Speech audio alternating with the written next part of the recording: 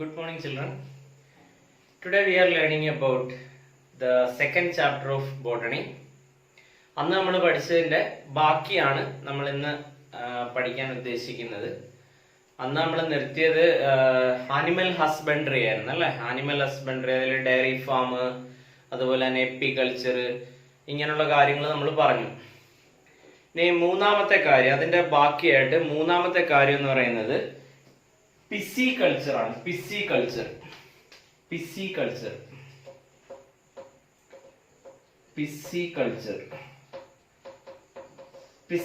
എന്ന് പറഞ്ഞു കഴിഞ്ഞാല് ഫിഷ് റിയറിംഗിന് പറയുന്ന പേരാണ് പിസികൾച്ചർ എന്ന് പറയും. It is the rearing of fishes. അത് രണ്ട് ടൈപ്പ് വരുന്നുണ്ട്, ഫ്രഷ് വാട്ടർ ഫിഷുകളും മറൈൻ ഫിഷുകളും. ഇങ്ങനെ രണ്ട് ടൈപ്പ് റിയറിംഗ് ഉണ്ട് കേട്ടോ. അതിന് പറയുന്ന പേര് പിസികൾച്ചർ എന്നാണ് പറയുക. Pisciculture means rearing of fishes is called pisciculture. നമ്മൾ എക്സാമ്പിൾ ആയിട്ട് കട്ട്ല, രോഹു ഇതുപോലുള്ള ഫിഷുകളെ റിയർ ചെയ്യുന്നതിന് നമ്മൾ പറയുന്ന പേര് പിസികൾച്ചർ എന്നാണ് പറയുന്നത്. ഇനി അടുത്ത ഒരു ടേമാണ് സെറികൾച്ചർ. സെറികൾച്ചർ എന്ന് പറഞ്ഞാൽ it is also coming under the branch of animal husbandry. Sericulture എന്ന് പറഞ്ഞാൽ എന്താ? റിയറിംഗ് ഓഫ് സിൽക്ക് വേം. റിയറിംഗ് ഓഫ് സിൽക്ക് വേം for the production of silk. നമ്മൾ സിൽക്ക് തുണികളൊക്കെ ധാരാളമായിട്ട് കണ്ടിട്ടുണ്ട്. ഈ സിൽക്ക് ഉണ്ടാക്കുന്നത് സിൽക്ക് വേമിൽ നിന്നാണ്. കാരണം ശരിക്കും പറഞ്ഞാൽ ഈ സിൽക്ക് വേമിനെ മൾബറി പ്ലാന്റിൽ ഗ്രോ ചെയ്യിപ്പിക്കും. അപ്പൊ ഈ മൾബറിയുടെ ഇല എന്ന് പറയുന്നത് അതിന് ഭയങ്കര ഇഷ്ടമാണ്, ഭയങ്കര ടേസ്റ്റിയാണ് സിൽക്ക് വേമിനെ സംബന്ധിച്ച്. അപ്പൊ ഈ മൾബറിയുടെ ഇല തിന്നിട്ടാണ് ഇതെന്ത് ചെയ്യുന്നത്? ഗ്രോ ചെയ്യുന്നത്, മൾബറി പ്ലാന്റില് ഗ്രോ ചെയ്യുന്നത്. അപ്പം അതിനെ എടുത്തിട്ട് അതിന്റെ പ്യൂപ്പയെ എടുത്ത് ഹോട്ട് വാട്ടറിലിട്ട് കില്ല് ചെയ്യും. കില്ല് ചെയ്തതിന് ശേഷം അതിനെ പ്രോസസ് ചെയ്തിട്ടാണ് അതിൽ നിന്നും സിൽക്ക് ത്രെഡ് സെപ്പറേറ്റ് ചെയ്യുന്നത്. അപ്പൊ ആ പ്രോസസ്സിന് പറയുന്ന പേരാണ് സെറികൾച്ചർ എന്ന് പറയും. റിയറിംഗ് ഓഫ് സിൽക്ക് വേം ഈസ് കോൾഡ് സെറികൾച്ചർ. അപ്പൊ നമ്മളിപ്പോ പ്രധാനമായിട്ട് പഠിച്ചത് ഒന്ന് ഡയറി ഫാം മാനേജ്മെന്റ് ആയിരുന്നു. വളരെ ഇമ്പോർട്ടന്റ് ആണ്, നിങ്ങളെ സംബന്ധിച്ച് ബോർഡ് എക്സാമിൽ വളരെ ഇമ്പോർട്ടന്റ് ആയിട്ടുള്ള ഒരു കണ്ടന്റ് ആണ്. ഡയറി ഫാം എങ്ങനെയാണ് മാനേജ് ചെയ്യുന്നത്, അതിന് അറിയേണ്ട കാര്യങ്ങൾ എന്തൊക്കെയാണ്, ഇത് ചോദിക്കാറുള്ളതാണ്. അത് വളരെ ഇമ്പോർട്ടന്റ് ആയിട്ടുള്ള ഒരു ക്വസ്റ്റ്യൻ ആണ്. പിന്നെ രണ്ടാമത്തെ ഒരു ഇമ്പോർട്ടന്റ് പാർട്ടാണ് എപ്പികൾച്ചർ എന്ന് പറയുന്നത്. ഇത് രണ്ടുമാണ് മെയിൻ ആയിട്ട് അതിൽ നിന്ന് ചോദിക്കാറുള്ളത്. ഇനി നമ്മൾ വേറൊരു കണ്ടന്റിലോട്ട് പോവുകയാണ്. സെപ്പറേറ്റ് കണ്ടന്റ് ആണ് ബ്രീഡിങ്. ആനിമൽ ബ്രീഡിംഗ് എന്ന് പറയുന്നത് it's a programme. Animal breeding പ്രോഗ്രാമുകളുണ്ട്. അതിനെ ആനിമൽ ബ്രീഡിങ്ങിനെ രണ്ടായിട്ട് ക്ലാസിഫൈ ചെയ്തിട്ടുണ്ട്. Inbreeding and outbreeding. Inbreeding എന്നും ഔട്ട് ബ്രീഡിംഗ് എന്നും രണ്ടായിട്ട് ക്ലാസിഫൈ ചെയ്തിട്ടുണ്ട്. ആനിമൽ ബ്രീഡിങ്ങിനെ രണ്ടായിട്ട് ക്ലാസിഫൈ ചെയ്തിരിക്കുന്നതാണ് inbreeding and outbreeding. Inbreeding എന്ന് പറഞ്ഞാൽ സെയിം കൈൻഡ് ഓഫ് സ്പീഷീസ് കൊണ്ട് മെയിൽ ആൻഡ് ഫീമെയിൽ സ്പീഷീസ് തമ്മിൽ മേറ്റ് ചെയ്യുന്നതിനെയാണ് ഇൻബ്രീഡിംഗ് എന്ന് പറയുക. ഫെർട്ടിലൈസേഷൻ നടക്കും. Same type of species fertilization take place within the species is called inbreeding. ഇതിന്റെ ഒരു ബെനിഫിറ്റ് എന്താന്ന് ചോദിച്ചാൽ ഇത് എക്സാമിന് ചോദിക്കാറുള്ളതാണ്. What is the benefit of inbreeding എന്ന് ചോദിച്ചാൽ it help to increase homozygosity in animals. എന്താണ് ഈ ഹോമോസൈഗോസിറ്റി എന്ന് പറഞ്ഞാൽ? ഹോമോസൈഗസ് ആനിമൽസ് അല്ലെ ഹോമോസൈഗസ് ക്യാരക്ടർ എന്ന് പറഞ്ഞാൽ സിമിലർ പാരന്റിന്റെ എക്സാക്ട് ക്യാരക്ടറിനെ നമുക്ക് കൊണ്ടുവരാൻ പറ്റും എന്നുള്ളതാണ് ഈ ഇൻബ്രീഡിങ്ങിന്റെ ഒരു ബെനിഫിറ്റ് എന്ന് പറഞ്ഞാൽ. It help to increase the homozygosity. ഇനി ഇതിന്റെ ഒരു ഡീമെറിറ്റ് എന്താന്ന് ചോദിച്ചാൽ ഇത് എന്തിന് കാരണമാകും? ഇൻബ്രീഡിംഗ് ഡിപ്രഷൻ എന്ന് പറയുന്ന ഒരു പ്രോസസ്സിന് കാരണമാണ് സ്റ്റെറിലിറ്റി, റീപ്രൊഡക്റ്റീവ് സ്റ്റെറിലിറ്റി ഉണ്ടാവും. Continuous inbreeding cause reproductive sterility in organisms. ഇപ്പൊ തുടർച്ചയായിട്ട് ഒരേ ഓർഗാനിസത്തിനെ തമ്മിൽ ബ്രീഡ് ചെയ്യിപ്പിച്ചു കഴിഞ്ഞാൽ ഒരു 2-3 ജനറേഷൻ കഴിയുമ്പോൾ ആ പാരന്റൽ ഓർഗാനിസത്തിന്റെ റീപ്രൊഡക്റ്റീവ് എബിലിറ്റി നഷ്ടപ്പെട്ടു പോകും. ആ പ്രോസസ്സിന് പറയുന്ന പേരാണ്, ആ ഫിനോമിനന് പറയുന്ന പേരാണ് ഇൻബ്രീഡിംഗ് ഡിപ്രഷൻ എന്നാണ് പറയുക. That is known as inbreeding depression. Continuous inbreeding cause inbreeding depression in the animals.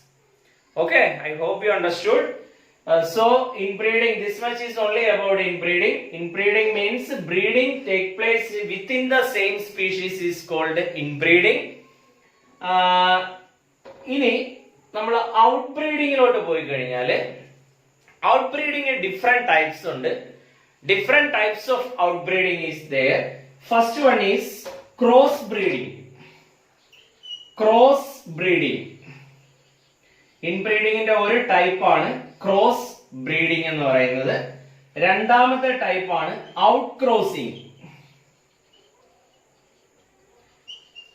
മൂന്നാമത്തേതാണ് inter specific hybridization. Inter specific hybridization. ഇങ്ങനെ 3 ടൈപ്പ് ഔട്ട് ബ്രീഡിംഗ് ഉണ്ട്. Out breeding is of 3 type. ഏതൊക്കെയാ? Cross breeding, out crossing, Inter specific hybridization. ഇപ്പൊ നമ്മളോട് ചോദിക്കുകയാണ്, ഒരു question ചോദിക്കുകയാണ്, which is the best suitable breeding technique എന്ന് ചോദിച്ചാൽ ഒറ്റ ആൻസറേ ഉള്ളൂ, that is cross breeding. Cross breeding is the most suitable breeding technique in the breeding program. അപ്പൊ അതിന്റെ കാരണം എന്താന്ന് ചോദിച്ചാല്, ഇതിനു വേണ്ടി ബ്രീഡ് ചെയ്യാൻ ഉപയോഗിക്കുന്ന മെയിൽ ആനിമൽ ആയാലും ഫീമെയിൽ ആനിമൽ ആയാലും ഹൈ ക്വാളിറ്റി ആനിമൽസ് ആയിരിക്കും. നിങ്ങൾക്ക് മനസ്സിലാവുന്നുണ്ടല്ലോ? High quality male and female mate together to form a superior quality offspring. അതാണ് ഇതിന്റെ ഒരു പ്രത്യേകത എന്ന് പറയുന്നത് ക്രോസ് ബ്രീഡിങ്ങിന്റെ. ഹൈ ക്വാളിറ്റി ആയിട്ടുള്ള ഒരു മെയിലിനെ ഫീമെയിലിനെ തമ്മിൽ മേറ്റ് ചെയ്യിപ്പിച്ച് ഒരു സുപ്പീരിയർ ക്വാളിറ്റി ഓസ്പ്രിങ് ഉണ്ടാക്കിയെടുക്കുന്നതിന് പറയുന്ന പേരാണ് ക്രോസ് ബ്രീഡിംഗ് എന്ന് പറയും. So that it is the most suitable breeding technique in the breeding program. ചിലപ്പോൾ ചോദിക്കാം ഇത്, which is the most suitable breeding program എന്ന് ചോദിക്കാം. That is cross breeding. അതിന്റെ കാരണം മനസ്സിലായല്ലോ? അതിനുവേണ്ടി എടുക്കുന്ന മെയിലും ഫീമെയിലും ആനിമൽസ് ഹൈ ക്വാളിറ്റി ആനിമൽസ് ആയിരിക്കും. അതിനെ തമ്മിൽ മേറ്റ് ചെയ്യിപ്പിച്ച് ഉണ്ടാക്കിയെടുക്കുന്ന ഓസ്പ്രിങ് എന്ന് പറയുന്നത് എന്തായിരിക്കും? സുപ്പീരിയർ ക്വാളിറ്റി ഓസ്പ്രിങ് ആയിരിക്കും. So that cross breeding is the best suitable breeding technique. Okay. And then out crossing. Out crossing എന്ന് പറഞ്ഞാൽ രണ്ട് സ്പീഷീസുകളെ, ഡിഫറെന്റ് ആയിട്ടുള്ള രണ്ട് സ്പീഷീസുകളെ തമ്മിൽ ക്രോസ് ചെയ്യിപ്പിക്കുന്നതിന് പറയുന്ന പേരാണ് ഔട്ട് ക്രോസിംഗ് എന്ന് പറയും. ദെൻ ഇന്റർ സ്പെസിഫിക് ഹൈബ്രിഡൈസേഷൻ എന്ന് പറഞ്ഞാൽ ഇതിനൊക്കെ ഡിഫറെന്റ് ആണ്. Inter specific hybridization is totally different from other breeding program because in this breeding technique we are using two unrelated animals. അതാണ് ഇതിന്റെ പ്രത്യേകത.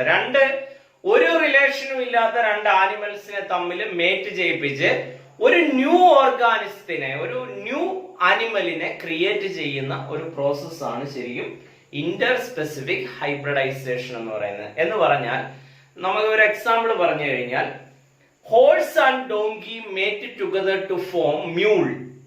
നമ്മൾ കേട്ടിട്ടുണ്ടാവും, കഴുതയും കുതിരയും തമ്മിൽ മേറ്റ് ചെയ്യിപ്പിച്ചിട്ട് അതിൽ നിന്ന് ഉണ്ടാക്കിയെടുത്ത ഒരു പുതിയ ഓർഗാനിസമാണ് മ്യൂൾ എന്ന് പറയും. MULE, mule. Horse and donkey mate together to form mule. ഒരു പുതിയ ജനറ്റിക് ഡൈവേഴ്സിറ്റി ഉള്ള ഒരു ഓർഗാനിസം ഡെവലപ്പ് ചെയ്തു. അതാണ് മ്യൂൾ എന്ന് പറയുന്നത്. അപ്പൊ ഇത്രയാണ് ബ്രീഡിംഗ് പ്രോഗ്രാമുകൾ എന്ന് പറയുന്നത്. ഞാൻ ഒന്നുകൂടെ പറയാം എന്തൊക്കെയായിരുന്നു. ഇൻബ്രീഡിങ് എന്ന് പറഞ്ഞാൽ സെയിം റിലേറ്റഡ് സ്പീഷീസുകളെ എന്ത് ചെയ്യുക, മേറ്റ് ചെയ്യിപ്പിക്കുന്നതിന് ഇൻബ്രീഡിങ് എന്ന് പറയും. ഇൻബ്രീഡിങ്ങില് അതിന്റെ ബെനിഫിറ്റ് എന്ന് പറയുന്നത് it help to increase homozygosity in animals. അത് ഹോമോസൈഗോസിറ്റി ഇൻക്രീസ് ചെയ്യിപ്പിക്കാൻ എന്ന് പറഞ്ഞാൽ കംപ്ലീറ്റ്ലി സിമിലർ ആയിരിക്കും. ആ ഉണ്ടാക്കിയെടുക്കുന്ന ഹൈബ്രിഡ് ഓർഗാനിസം എന്ന് പറയുന്നത് എക്സാക്ട് പാരന്റ് കോപ്പി ആയിരിക്കും. അങ്ങനെയുള്ളതിനെയാണ് most of the characters are transfer in to the offspring. അങ്ങനെയുള്ളതിനെ നമ്മൾ എന്ത് പറയും? ഇൻബ്രീഡിംഗ് എന്ന് പറയും. ദെൻ ഔട്ട് ബ്രീഡിംഗ് എന്ന് പറഞ്ഞാൽ അൺറിലേറ്റഡ് ആനിമൽസിനെ തമ്മിൽ മേറ്റ് ചെയ്യുന്നതിന് ഔട്ട് ബ്രീഡിംഗ്. ഔട്ട് ബ്രീഡിങ്ങിനെ തന്നെ 3 ആയിട്ട് ക്ലാസിഫൈ ചെയ്തിട്ടുണ്ട്. Cross breeding, out crossing, Inter specific hybridisation. അതിൽ ക്രോസ് ബ്രീഡിംഗ് എന്ന് പറഞ്ഞാൽ I already told you it is the best suitable breeding technique because the parental organism is high quality animals that is used to produce a superior quality offspring. അതുകൊണ്ട് തന്നെ cross breeding best method ആണ്. Then out crossing. Out crossing എന്ന് പറഞ്ഞാൽ unrelated സ്പീഷീസുകളെ തമ്മിൽ cross ചെയ്യിപ്പിക്കുക. Then inter specific hybridization എന്ന് പറഞ്ഞാൽ അൺറിലേറ്റഡ് ആനിമൽസിനെ തമ്മിൽ എന്ത് ചെയ്യിപ്പിക്കുക, ക്രോസ് ചെയ്യിപ്പിച്ച് ഒരു ന്യൂ ഓർഗാനിസത്തിനെ പ്രൊഡ്യൂസ് ചെയ്യുക. That is called Inter specific hybridisation. അവിടെ ചെയ്യുന്നത് example horse and donkey mate together to form mule, MULE. Okay, I hope you understood this. So we will move to the next content. ഇതൊക്കെ നിങ്ങളൊന്ന് ഒന്നുകൂടെ ഒന്ന് വായിച്ചു നോക്കുക കേട്ടോ. അപ്പം ആ ഒരു എക്സാക്ട് ഐഡിയ നിങ്ങൾക്ക് കിട്ടും. സോ നെക്സ്റ്റ് നമുക്ക് എടുക്കാനുള്ളത്, ഞാനൊരു 2 കൺസെപ്റ്റ് ഞാൻ പറയാൻ ഉദ്ദേശിക്കുന്നുണ്ട് ഇവിടെ. നമ്മൾ അടുത്ത ടോപ്പിക് എന്ന് പറയുന്നത് പ്ലാൻ ബ്രീഡിംഗ് ആണ്. പ്ലാൻ ബ്രീഡിങ്ങിലോട്ട് പോകുന്നതിന് മുമ്പായിട്ട് പ്ലാൻ ബ്രീഡിങ്ങിൽ വരുന്ന 2 കാര്യങ്ങൾ ഇന്നത്തെ ക്ലാസ്സിൽ ഞാൻ പറയുകയാണ്. One is bio fortification. Bio fortification. എന്താണ് ബയോ ഫോർട്ടിഫിക്കേഷൻ എന്ന് പറഞ്ഞാൽ? ബയോ ഫോർട്ടിഫിക്കേഷൻ നിങ്ങൾ ഈ ടേം കേട്ടിട്ടുണ്ടാവാൻ സാധ്യത കുറവാണ്. ബയോ ഫോർട്ടിഫിക്കേഷൻ എന്ന് പറഞ്ഞു കഴിഞ്ഞാൽ സാധാരണ ചില എന്താ പറയാ എക്കണോമിക്കലി ഒരുപാട് ബാക്കിൽ നിൽക്കുന്ന ചില ആഫ്രിക്കൻ കൺട്രീസ് ഉണ്ട്. എത്യോപ്യ, അങ്ങനെയുള്ള കുറെ രാജ്യങ്ങളുണ്ട്. അങ്ങനെയുള്ള കൺട്രീസിൽ നമ്മുടെ ഇവിടെ ഗവൺമെന്റ് സ്കൂളുകളിൽ മിഡ് ഡേ മീൽ സിസ്റ്റം ഉണ്ട് അല്ലെ. മിഡ് ഡേ മീൽ കൊടുക്കുക, ഉച്ചക്കഞ്ഞി വിതരണം നടത്താറുണ്ട്. അത് കാരണം അതിന്റെ ഒരുപാട് ഡെലീഷ്യസ് ആയിട്ടുള്ള ഫുഡ് അല്ല കൊടുക്കുന്നത്, പക്ഷെ ന്യൂട്രിയൻ റിച്ച് ആയിട്ടുള്ള ഫുഡ് സപ്ലൈ ചെയ്യുന്നുണ്ട് കുട്ടികൾക്ക്. ഇതുപോലെ അല്ല എങ്കിലും ഇതിനോട് കമ്പയർ ചെയ്യാൻ പറ്റുന്ന വേറൊരു കാര്യമാണ് ഈ ആഫ്രിക്കൻ കൺട്രീസിൽ അല്ലെങ്കിൽ ചില ബാക്ക്വേർഡ് ആയിട്ട് നിൽക്കുന്ന കൺട്രീസിലൊക്കെ കുട്ടികൾക്ക് വേണ്ടി ന്യൂട്രിയൻ റിച്ച് ആയിട്ടുള്ള ഫുഡ് സപ്ലൈ കൊടുക്കുന്നുണ്ട്. ടിൻ ഫുഡുകളായിട്ടും അല്ലാതെയും ഒക്കെ കൊടുക്കുന്നുണ്ട്. അതിന്റെ ബെനിഫിറ്റ് എന്താന്ന് ചോദിച്ചാൽ, അല്ലെങ്കിൽ അതിന്റെ എയിം എന്താന്ന് ചോദിച്ചാൽ, it help to overcome malnutrition. അതാണ് ആ ഒരു ടേമാണ് അവിടെ. ആ മാൽ ന്യൂട്രീഷൻ എന്ന് പറയുന്ന അല്ലെ പോഷകാഹാരത്തിന്റെ കുറവിനെ ഓവർകം ചെയ്യാൻ, തരണം ചെയ്യാൻ വേണ്ടിയിട്ടുള്ള ഒരു പ്രോസസ് ആണ് ശരിക്കും വാട്ട് ബയോഫോർട്ടിഫിക്കേഷൻ. ബയോഫോർട്ടിഫിക്കേഷൻ ചെയ്യുന്നത് ഇത്രയേ ഉള്ളൂ. പ്രോട്ടീൻസ്, മിനറൽസ്, കാർബോഹൈഡ്രേറ്റ് ഇതെല്ലാം കൂടെ ഒരു ഫുഡ് സപ്ലിമെന്റില് ബാലൻസ് ചെയ്തുകൊണ്ട് എന്ത് ചെയ്യുക, ഫുഡ് പ്രൊഡ്യൂസ് ചെയ്യുക. It help to overcome malnutrition. എന്തൊക്കെയാണ്? Proteins, minerals, carbohydrate and other nutrients are equally balanced in a food item. That food item is called biofortified food. ആ പ്രോസസ്സിന് പറയുന്ന പേരാണ്, അല്ല ഫിനോമിനന് പറയുന്ന പേരാണ് ബയോഫോർട്ടിഫിക്കേഷൻ. അതുവഴി ഉണ്ടാക്കിയെടുക്കുന്ന ഫുഡിന് പറയുന്ന പേരാണ് ബയോഫോർട്ടിഫൈഡ് ഫുഡ് എന്ന് പറയും. That is called biofortified food. So biofortification എന്ന് പറഞ്ഞാല് ചിലപ്പോൾ നിങ്ങളോടൊരു ക്വസ്റ്റ്യൻ ചോദിക്കാം. Some of the countries doctors suggested biofortified food to balance the health of children. അതിന്റെ റീസൺ ചിലപ്പോൾ നിങ്ങളോട് ചോദിക്കും. എന്താണ് അതുകൊണ്ടുള്ള ബെനിഫിറ്റ് എന്താണ് എന്ന് ചോദിച്ചാൽ എന്താ എഴുതേണ്ടത്? ബയോഫോർട്ടിഫൈഡ് ഫുഡ് എന്താണെന്ന് എഴുതണം, ബയോഫോർട്ടിഫിക്കേഷൻ എന്താണെന്ന് എഴുതണം. മാൽ ന്യൂട്രീഷൻ എന്ന് പറയുന്ന ഒരു ടേം നിങ്ങൾ ക്വസ്റ്റ്യന് കാണുമ്പോൾ അപ്പോ ഓർത്തോണം, that question is related with biofortification. കാരണം ഈ ബയോഫോർട്ടിഫിക്കേഷന്റെ മേജർ എയിം എന്ന് പറയുന്നത് it help to overcome malnutrition. അതാണ്, ആ ഒറ്റ എയിമാണ്, മേജർ എയിം എന്ന് പറയുന്നത് അതാണ്. അപ്പൊ നമുക്ക് കാണാം, ചില സൂപ്പർ മാർക്കറ്റുകളിലൊക്കെ ചെല്ലുമ്പോൾ ചില ടിൻ ഫുഡുകളൊക്കെ നിങ്ങൾക്ക് കാണാൻ പറ്റും. അവിടെ എഴുതിയിട്ടുണ്ട് ബയോഫോർട്ടിഫൈഡ് ഫുഡ് എന്ന് എഴുതിയിട്ടുണ്ടാവും. അപ്പൊ ബയോഫോർട്ടിഫിക്കേഷൻ എന്ന് പറഞ്ഞാൽ എന്താ? മിനറൽസ്, പ്രോട്ടീൻസ്, കാർബോഹൈഡ്രേറ്റ്, അതർ ന്യൂട്രിയൻസിനെ ഈക്വലി ബാലൻസ് ചെയ്ത് ഫുഡ് സപ്ലിമെന്റ് പ്രൊഡ്യൂസ് ചെയ്യുന്നതിനെയാണ് ബയോ ഫോർട്ടിഫിക്കേഷൻ എന്ന് പറയുന്നത്. ആ ഫുഡ് ഐറ്റത്തിന് പറയുന്ന പേര് ബയോ ഫോർട്ടിഫൈഡ് ഫുഡ് എന്നാണ് പറയുക. ഓക്കെ, ദെൻ നെക്സ്റ്റ് നമുക്ക് പഠിക്കാനുള്ള ഒരെണ്ണമാണ് single cell protein. Single cell protein എന്താണ് സിംഗിൾ സെൽ പ്രോട്ടീൻ എന്ന് നോക്കാം. സിംഗിൾ സെൽ പ്രോട്ടീൻ എന്ന് പറഞ്ഞാല് ചില ആൽഗകൾ, യൂണിസെല്ലുലാർ ആയിട്ടുള്ള ചില ആൽഗകളെ പ്രോട്ടീൻ റിച്ച് മീഡിയത്തിൽ ഗ്രോ ചെയ്യിപ്പിച്ചിട്ട് ആ ആൽഗകളെ പ്രോസസ് ചെയ്ത് അതിൽ നിന്നും പ്രോട്ടീൻ റിച്ച് ആയിട്ടുള്ള ഫുഡ് ഐറ്റംസ് പ്രൊഡ്യൂസ്. നിങ്ങൾ കേട്ടിട്ടുള്ള പ്രോട്ടീൻ പൗഡറുകളൊക്കെ അങ്ങനെ ഉണ്ടാക്കിയെടുക്കുന്ന അങ്ങനെയുള്ള ആ പ്രോസസ്സിന് പറയുന്ന പേരാണ് സിംഗിൾ സെൽ പ്രോട്ടീൻ എന്ന് പറയും. ഉദാഹരണത്തിന് ഈ പൊട്ടാറ്റോ പ്രോസസ് ചെയ്യുന്ന പ്ലാന്റുകളുണ്ട്.